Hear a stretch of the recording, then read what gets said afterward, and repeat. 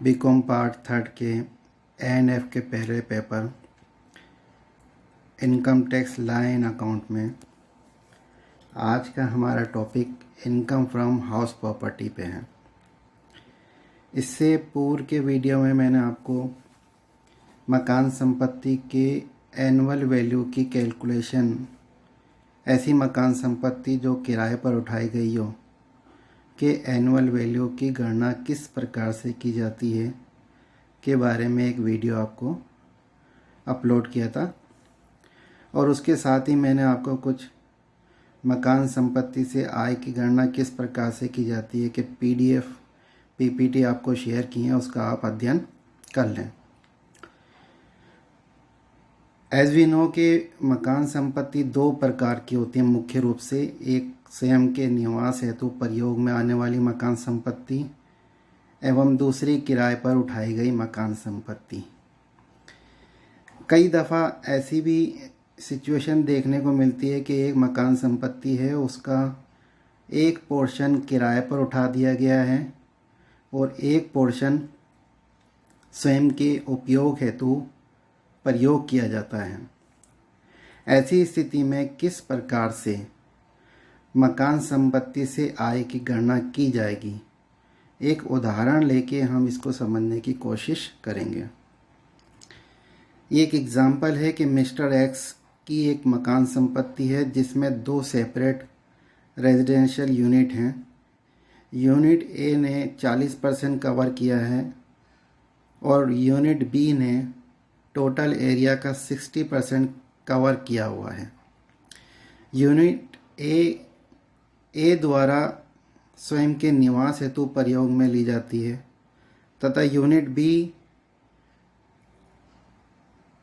को उन्होंने mister Y को 3,000 रुपये के मासिक किराए पर उठा दिया गया है। इन्होंने कहा है with the following further information, आपको मकान संपत्ति से आय की गणना करनी है कर निर्धारण वर्ष 2020-21 के लिए। पूरे मकान से संबंधित डाटा हमको दिया गया है कि म्यूनिसिपल वैल्यू 1 लाख रुपए की है, फेयर रेंट 1,20,000 रुपये का है, स्टैंडर्ड रेंट 2 लाख रुपए का है, म्यूनिसिपल टैक्स 10% है।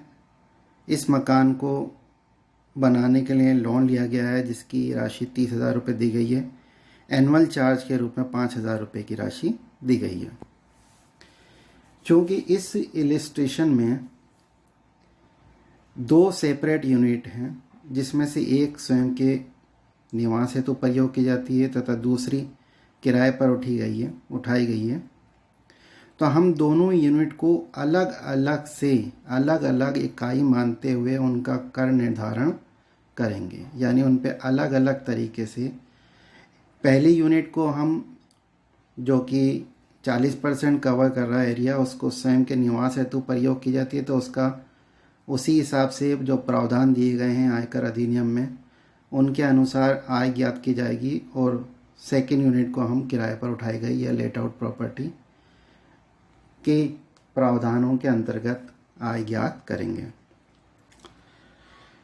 सबसे पहले हम सेल्फ ऑक्यूपाइड पोर्शन को ज्ञात करेंगे, उससे इनकम कितनी हुई है। सेल्फ ऑक्यूपाइड पोर्शन 40% है। सर्वप्रथम इसका एनुअल वैल्यू नील होता है। ऐसी मकान संपत्ति जो स्वयं के निवास हेतु प्रयोग में लाई जाती है उसका वार्षिक मूल्य 0 होता है।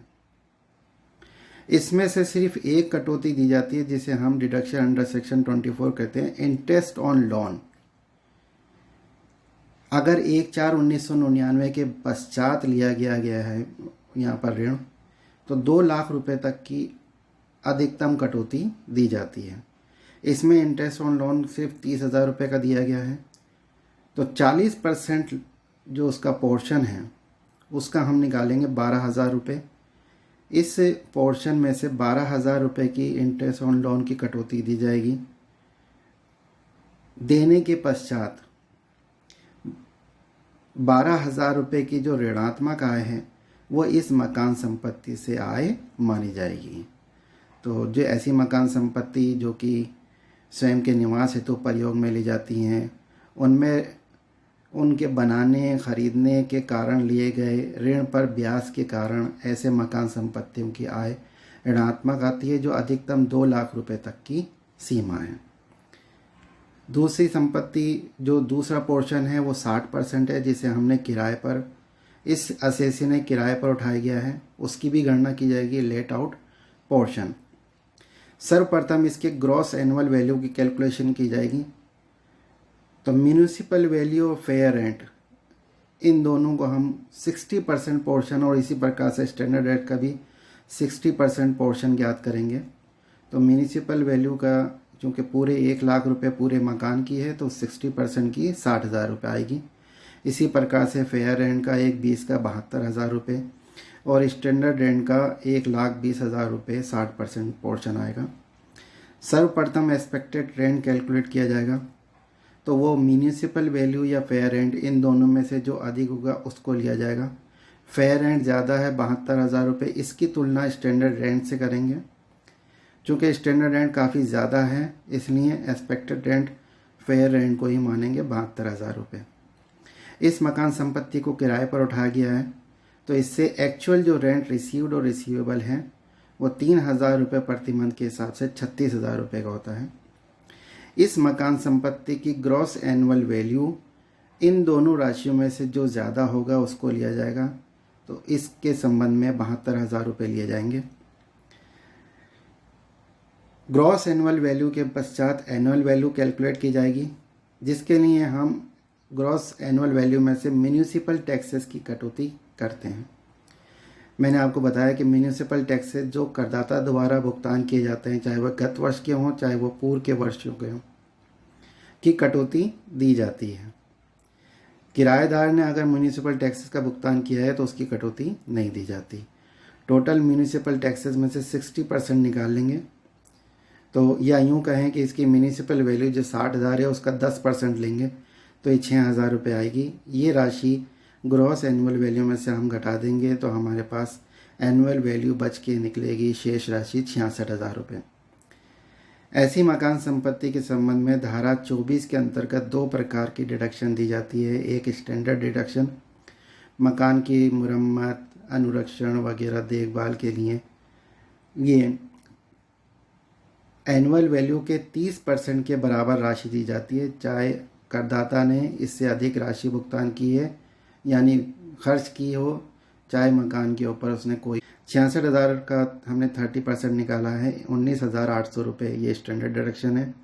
इसके अलावा इंटरेस्ट ऑन लोन जो 30,000 रुपये का है उसका 60% पोर्शन की यहाँ पर कटौती दी जाएगी, वो 18,000 रुपये है। दोनों कटौतियों को जोड़ के 37,800 रुपये एनुअल वैल्यू में से घटा दी जाएंगे। शेष राशि लेट आउट पोर्शन की इनकम है, जो कि 28,200 रुपये निकल के आती है। सेल्फ ऑक्यूपाइड पोर्शन से हमारी मकान संपत्ति की आय 12,000 रुपये ऋणात्मक है। इन दोनों पोर्शन की जो आय है उनको हम जोड़ लेंगे। इस प्रकार से हमारी इस मकान संपत्ति की आय आ जाएगी, जो कि 16,200 रुपये है। धन्यवाद।